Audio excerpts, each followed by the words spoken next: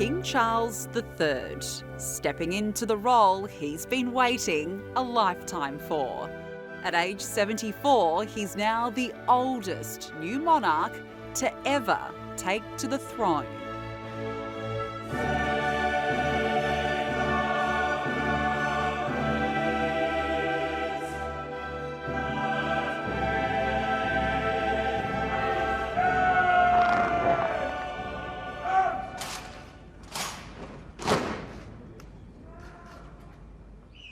God save the King!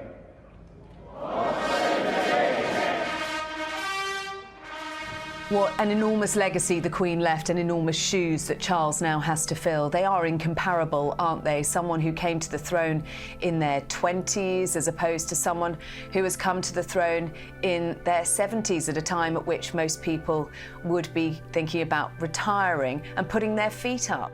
It's clear he doesn't want to be seen as a caretaker king, just as a gap, an interval between his historic, beloved mother and the new reign, what people anticipate will be the exciting reign of his son William and Kate. I do think the King has a big job on his hands, because he's leaving behind his mother's legacy, which has been cemented the world over. Queen Elizabeth II's coronation in 1953 was a broadcasting breakthrough as the first major live TV event. The future king watched on, just a toddler. This was a destiny that was marked out for him from birth. And, you know, from the age of 4, seeing his own mother crowned at Westminster Abbey, he must have had an idea that this would one day be his reality too. But nevertheless, it's taken such a long apprenticeship for him to reach this point, and he's learned from the best.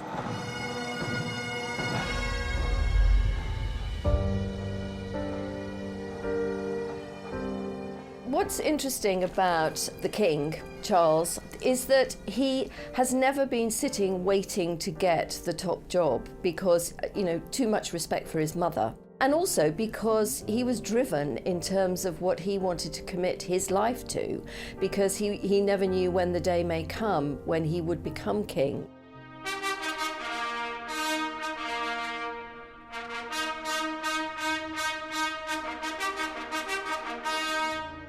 King Charles ascends the throne with big challenges ahead. First and foremost, he has to deal with the infighting and scandal at the heart of his own family, the heart of the monarchy, which has really threatened the institution. The family dramas are a huge problem for Charles. Charles is a loving father. He wants to reconcile with Harry. He doesn't want this to be overshadowing his reign. Charles does face a problem. For 30 years now, his big idea for the monarchy is that it should be slimmed down. His idea always was that he would have these 2 loyal lieutenants, William and Harry, beside him. And we've seen that, in fact, that's not going to be the case. And that will be the challenge for Charles in the future. The Duke and Duchess of Sussex have announced that they are carving out what they call a new role for themselves. Move over Brexit. There's a new breakup that's shaking up the UK, and it's been dubbed Megxit. Harry and Meghan's departure from royal life remains the talk of the town. When Charles made his broadcast soon after his accession, he very graciously expressed his love for his younger son and wished his son and his wife well in their new life they were making overseas. That was a very polite way of Charles saying, off you go to California, we wish you well, that's the end of it. The future for the British monarchy lies with Charles and William operating as a pair. But the Sussexes didn't go quietly. The couple launched a series of tell-all bombshells that wreaked havoc on the firm, first on Oprah, then Netflix. It was terrifying to have my brother scream and shout at me, and my father say things that just simply weren't true, and my grandmother, quietly sit there and sort of take it all in. And Harry's hotly anticipated memoir and bestseller Spare didn't hold anything back, even claiming the King and Camilla were jealous of Meghan. But what he really couldn't stomach was someone new dominating the monarchy, grabbing the limelight. Someone shiny and new coming in and overshadowing him. And Camilla. He'd lived through that before and had no interest in living through it again. The King and the Prince of Wales have been severely wounded by Harry's barbs, and I don't think anything will change their opinion of Harry. Harry was very close to his father when he was young, but since he's got married, his behaviour has changed enormously. When I was writing his biography, he was charming, charismatic. I don't recognise him now. He's as hard as nails, he's spiteful, he's revengeful. I think that the King will be mindful of, the accusations that were made in Spare. He's going to be very hurt by many of them, particularly those levelled against his wife Camilla, the now Queen. It's incredibly hard to see how they reconcile fully after everything that has been said and done. But at the end of the day, he's a father of 2 boys who he loves dearly. He wants to have good relationships with them. If they wanted to go, they had the Queen's goodwill. They had his father, Prince Charles, still at that time, his goodwill.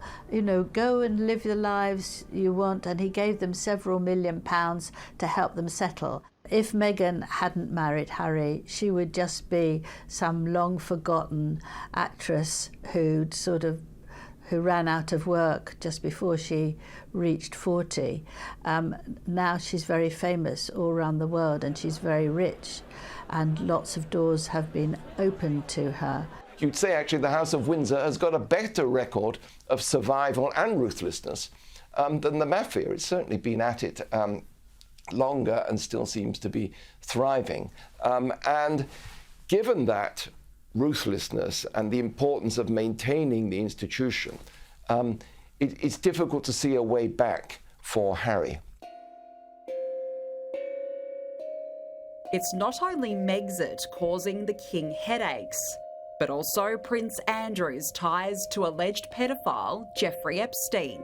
His car crash interview with the BBC forcing the Queen and Charles to strip him of all royal duties.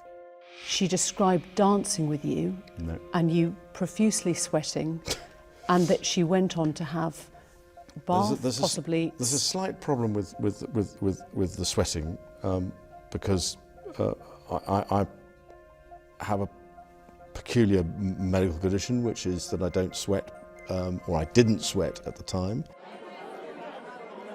His brother, his disgrace in being involved in a sexual assault claim that Prince Andrew has vehemently denied, and yet it has torched the monarchy and its reputation across the world. The family dramas are a huge problem for Charles. He is trying to deal with those problems quietly behind the scenes, while also taking a relatively firm hand. His brother, the Duke of York, wants to make a comeback. There is no sign of that happening in any way, shape or form.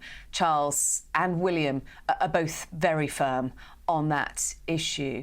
I don't think the current royal family have any doubts as to who really runs the monarchy these days, so far as good news is concerned and bad news. That is the new king, and he's trying to change the institution in several ways that not everybody likes. Charles's own life too has not been free from scandal. Just delighted and happy. And I'm amazed that she's been brave enough to take me on. And I suppose in love. Of course. Whatever in love means.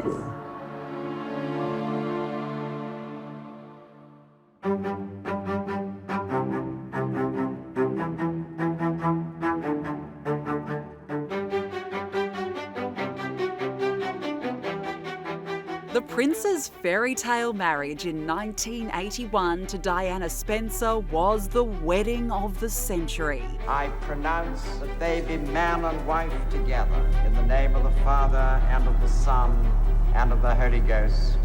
Amen. 11 years later, it came crashing down, known as the War of the Waleses. They were ill-suited, had very, very little in common.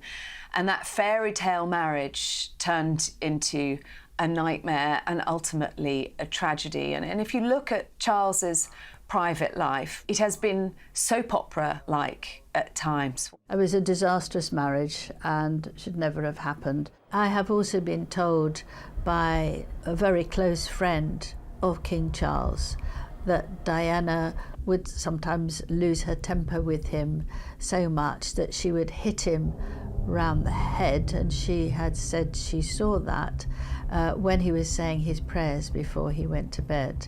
A month after Charles and Diana's very public split, an intimate and secretly recorded phone call between the then married prince and his married mistress, Camilla Parker Bowles, was released. I can't bear a Sunday night without you. Oh, God, I fill up your tank. Yes, you do. As you go. Sometimes I need you several times a week. So do I. I need you all the week. All the time. I think you're going to come back, I suppose, because... God forbid a tampax.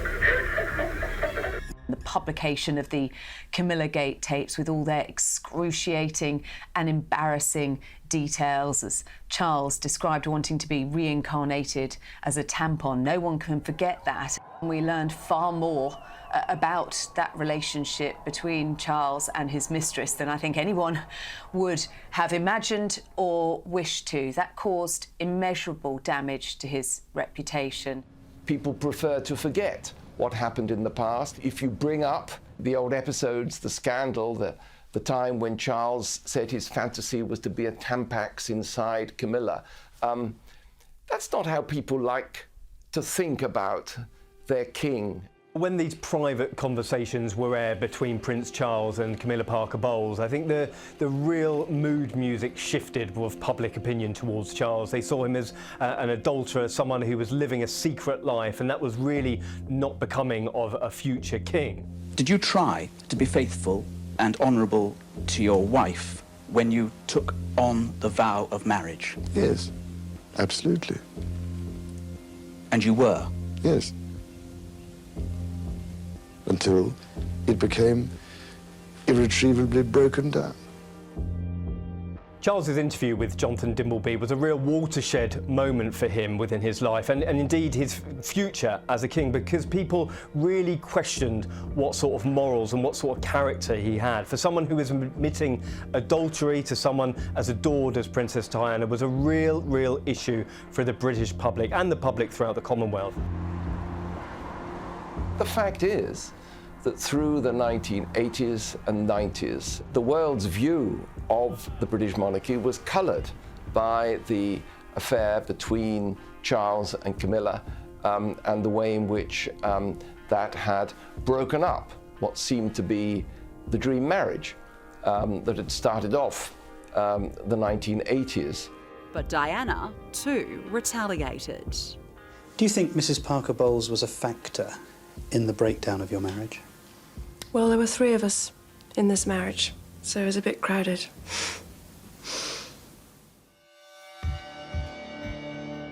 Diana, in her infamous Panorama interview, questioned Charles's fitness to be king, whether he was up to the job. It was the darkest of times for Charles and for the monarchy. It was a very dark time for Camilla. She was public enemy #1. Vitriol that she received as the 3rd woman in Charles and Diana's marriage was extraordinarily strong. She was hated.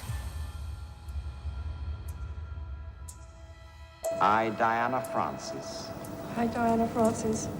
take thee, Charles Philip Arthur George, Take thee, Philip Charles Arthur George, To my wedded husband. To my wedded husband. To have and to hold. To have and to hold.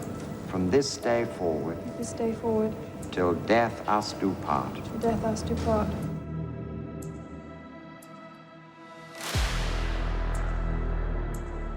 It's worth remembering that there was fault on both sides during the breakdown of that marriage. However sad, these were fundamentally two people who were not very well suited, and perhaps that marriage might have ended in failure regardless of Camilla. Royals are not perfect people. They should not be seen as perfect people. I think we should look at them as human beings who've made mistakes. And that actually is a new dimension that Charles can bring to the monarchy. He is a flawed man. Charles and Diana officially divorced in 1996.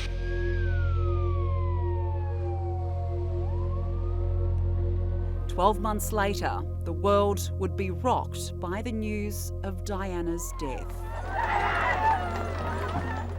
For her young sons, William and Harry, life would never be the same. At the funeral, of course, we saw him walking side by side, united in grief with his two sons. I think the public saw a real different side to Charles then. It was still a man in mourning, not only for his ex-wife, who he had such a tumultuous time with, but really in grief for his two sons, who were completely wrought with devastation. Years later, Harry painted a different picture, describing in his memoir Spare the heartbreaking moment he was told of his mother's death. Pa didn't hug me. He wasn't great at showing emotions under normal circumstances. How could he be expected to show them in such a crisis?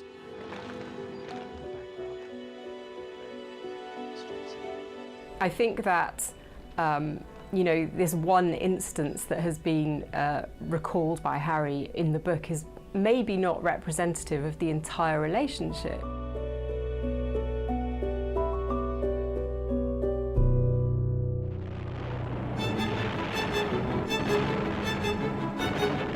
Her Royal Highness is the proud and happy mother of a prince, and in the monarch's home lies the infant boy who will one day be king. It may not be difficult to see why Charles had trouble showing emotion. Growing up as the heir to the throne, his own childhood was anything but normal. As a child, Charles was a very sensitive and shy young boy. Winston Churchill observed when he was 4 years old that he's very young to think so much. He had his head in a book. He has talked about his parents, his mother being remote.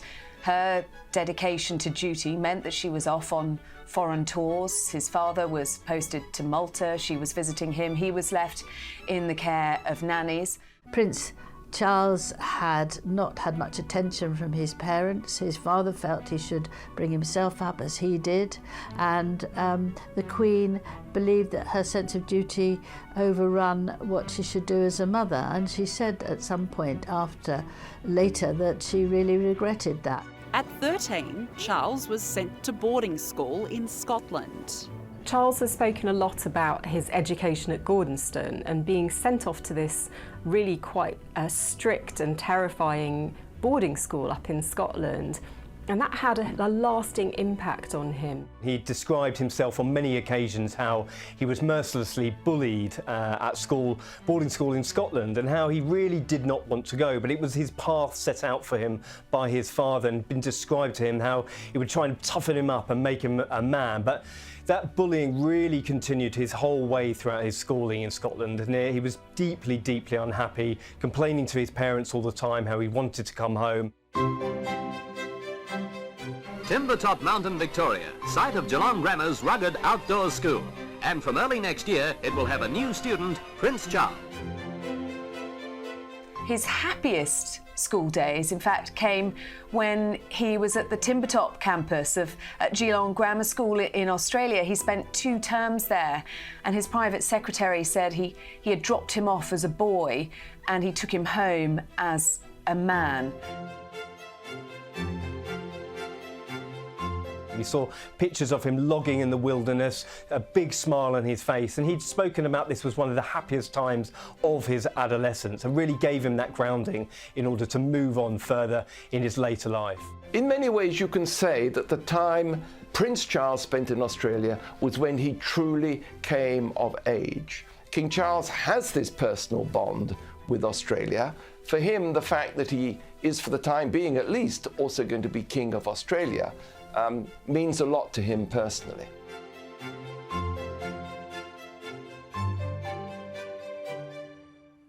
Charles really came into his own at university, even trying his hand at acting. This is most exciting, ladies and gentlemen. I've never seen anything quite like it before. I think I got quite a large one here. It's very, very large indeed.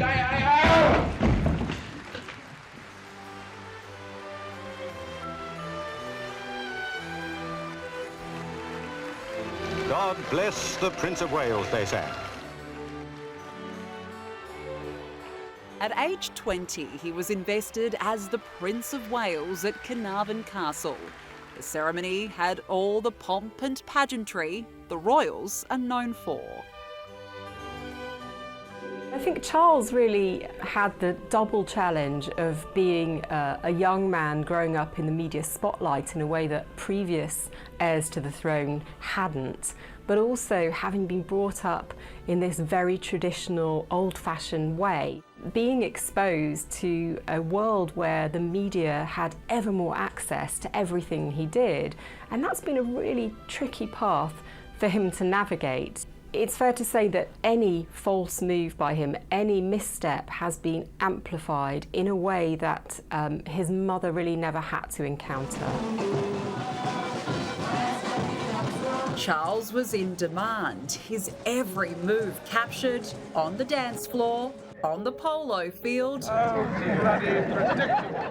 And there was pressure on him to find a wife, a future queen, for the future king. This was the most eligible bachelor in Britain, the young Prince Charles, the future king. He fell in love with Camilla, and yet she was not considered suitable. Charles's love affair with Camilla would take more than 30 years to become official. If you look at Charles and Camilla's relationship, it certainly hasn't been conventional by any stretch of the imagination. Lovers in the 1970s, continuing their relationship despite Charles being married to Princess Diana and Camilla being married to Andrew Parker Bowles. And despite all the scandal, despite all of the headlines and awful things that we'd heard about the two of them and how public opinion had shifted throughout all those times, their love story has lasted the test of time. Charles had to work on not only convincing the public Camilla was the one, but also the Queen and his own sons, William and Harry. In 1998, the Queen refused to attend any functions where Camilla was. It's extraordinary.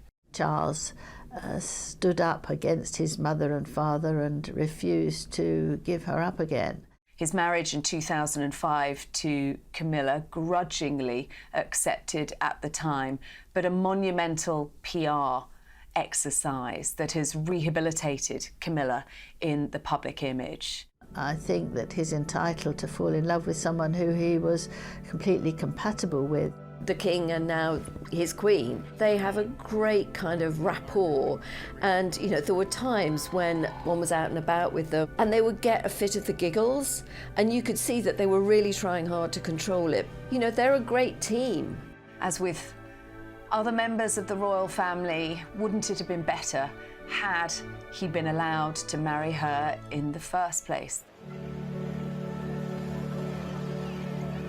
For a man who has spent most of our lives and his being heir to the throne, his time has finally come.